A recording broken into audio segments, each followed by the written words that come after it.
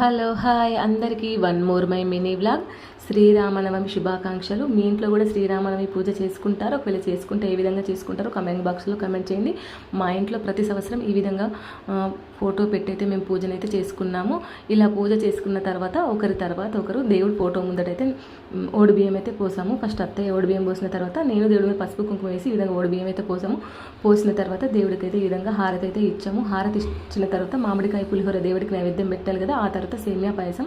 మనకు అప్పటికప్పుడు పూజలో తొందర స్వీట్ కావాలనుకుంటే సేమియా పాయసం అయితే అయిపోతుంది కదా. రెడీమేడ్ మిక్స్ సేమియా పాయసం అయితే దొరుకుతుంది. జస్ట్ అన్ని మిక్స్ వచ్చేస్తాయి.